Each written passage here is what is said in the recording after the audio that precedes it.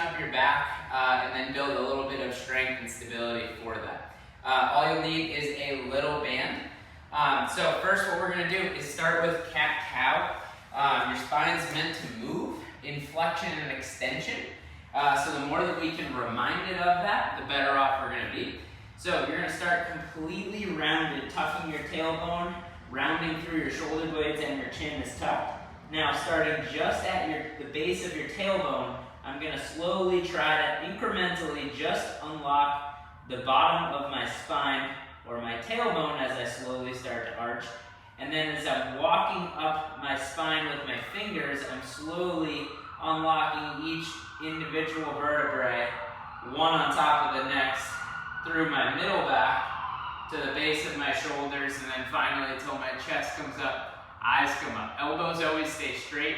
Now in this position, I'm flexing my entire back, so I feel this engage, this working as arched as possible. Now I'm going to reverse that. I'm going to go back to the base of my tailbone, and I'm going to slowly start to tuck my hips back under, keeping the rest of my spine arched as my hips slowly go. I'm tucking them under. Once again, each individual vertebrae rounds out, and then I end back into max flexion.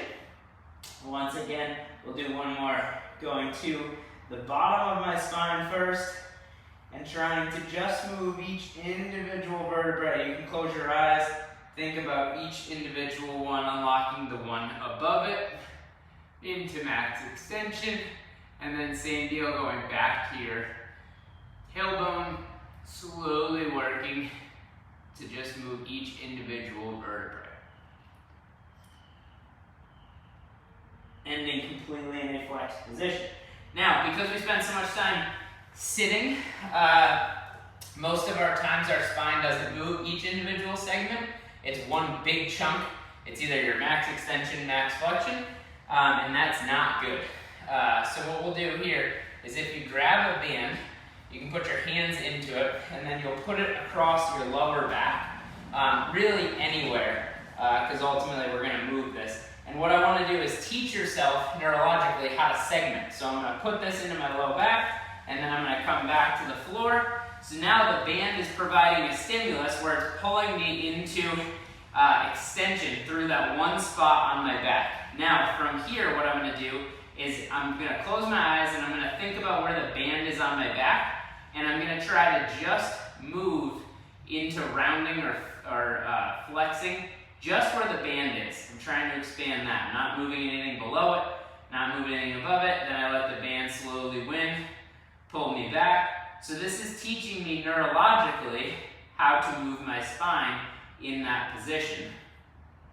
So I'm moving nice and slow and controlled here, just emphasizing where the band is, nothing else.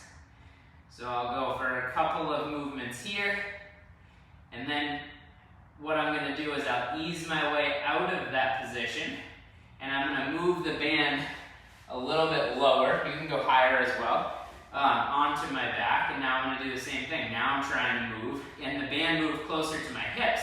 So now from this position, now I'm isolating closer to my hips, the lower portion of my spine. Again, just trying to move that, so I'm not moving what I was previously working on. I'm just moving the lower section, focusing on the junction between two individual vertebrae instead of my entire back moving.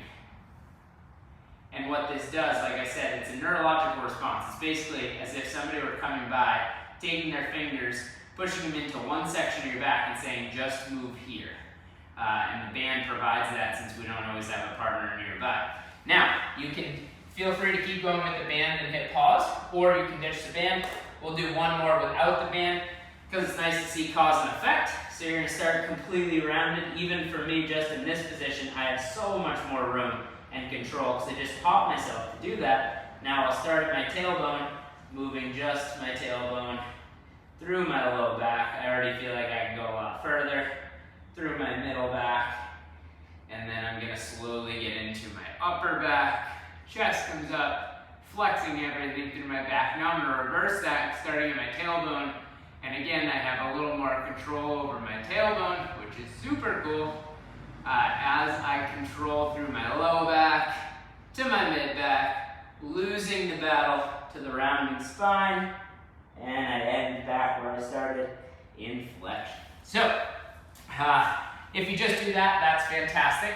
Next deal, I want to do a little bit on stretching out actively your hips. So you'll come against the wall, and I'm going to prop both feet up here. I'll cross one foot over, and then I'm going to try to drive my butt into the ground. So you can actually promote a little bit of arch in your lower back. And what I'm going to do here is I'm working on external rotation. So I'm going to envision that I'm trying to rotate my foot through my opposite leg. So I'm here, and I'm going to push as much as my right leg's crossed. I'm going to push as much pressure into my left leg as I can, and you'll feel a deep stretch in the right hip, the leg that's bent and on my other leg. And I'm applying pressure like I'm trying to push through that leg. And I'm going to gradually ramp up how hard I push.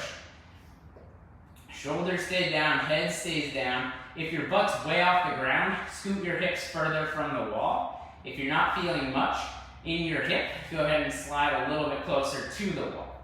Now, I'm still pushing my foot into my opposite leg. What I'm going to do here is now I'm going to play with trying to pull my foot off of my other leg, still keeping my butt on the ground. If it doesn't come off completely fine, I'm just trying to use this inside, and I'm trying to rotate to pull off. And I'm going to hold for another 5, 4, 3, 2, 1, and relax. Now I should be able to sink a little deeper into the stretch. We'll go for one more. I'm again pushing now into my left thigh with my right ankle.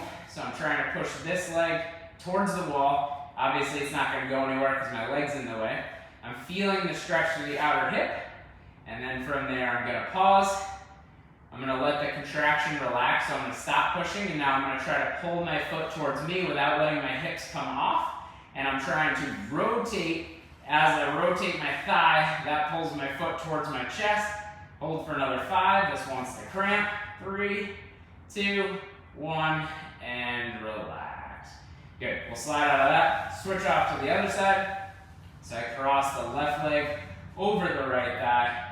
Same deal, find the stretch, make sure my butt is pushing into the ground. I can have a little bit of an arch in my back as I'm trying to isolate the hip. Same deal, I'm going to push my left ankle into my right thigh, which cannot move because it's against the wall. As I do that, I feel a stretch in the outer left hip, and I continually push and rotate through, and I'm going to hold that for 10 seconds, feeling the deep stretch in the outside left hip. Holding that for another 5, 4, 3, 2, 1. Relax the contraction, and I'm going to start pulling, trying to pull the foot off the right thigh, or I'm decreasing the amount of tension. So I can't get it off because I'm too close to the wall, so I'm decreasing how much pressure is on here. I still feel like I want to cramp on the inner part of my thigh, and then relax. Sink back into the stretch. You can get a little deeper now into the stretch. Same deal, we'll go for one more. Now I'm pushing my left thigh hard into my right, pushing my left ankle hard into my right thigh. And I'm trying to rotate through, holding for 10 seconds with as much torque pushing into the right thigh as possible. Another 5, 4, 3, 2, 1. Let that relax. Stop pushing. Now go the opposite way, try to pull it off or decrease how much tension is on that right thigh.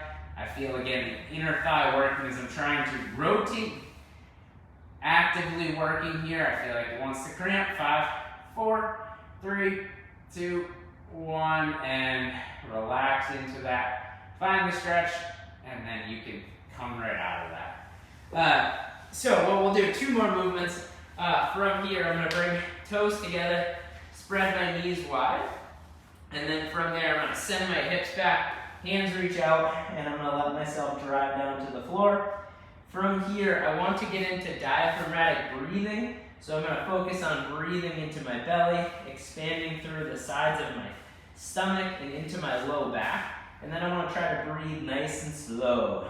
So I'm taking an inhale, 4 or 5 seconds, exhaling, 4 or 5 seconds.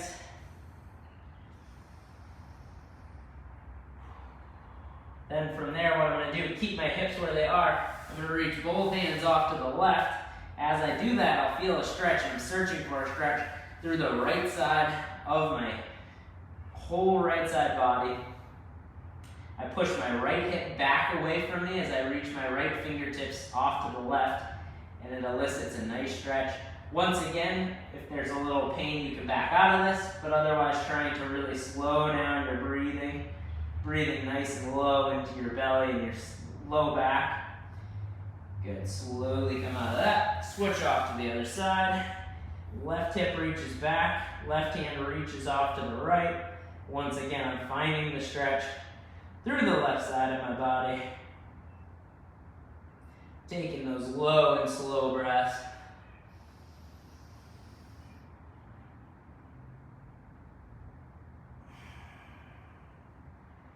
And then you can let that relax, come back to center, and ease right up. So, the final piece we're gonna do is I wanna make sure we can get stomach firing. That way your stomach's doing the work it's supposed to be doing, helping to protect the back. And the easiest way to do that is working on dead bugs. So, I'm gonna come back, lying on my back. I'm gonna punch my arms up, my knees come up so they're over my hips. The only thing I care about is that my lower back stays driven into the ground. From there, I'm going to extend opposite arm, opposite leg. In this position, it really makes me want to arch. So I have to actively work on tucking my hips, driving my back down in order to keep my back from coming off the floor, and that's where my stomach's really working. I'll pull back up, cycle off to the other side. We're going to hold here for 3, 2, 1, pull back up. Same. Go to the other side, really drive your back in. I want to feel like I'm in a hollow position here. Good, again. Knees locked out, elbows locked out. If I really roll my hips, you'll really feel your stomach engaged. That's what we're after. Go one more on each side. Tucking those hips. It's almost as if you're pushing your low back into the ground so hard that your butt is coming up off the floor, or peeling off the floor. And that's how you know you're eliciting all of the responses through your stomach, which, at least on me, is fatiguing, and you can relax. And that's what we're going to need in order to keep your back nice and safe and protected. So, we got in some range of motion work, got in a little bit of work on hips in terms of stretching actively and passively, and then did a little to engage through your stomach. You should be feeling good to go.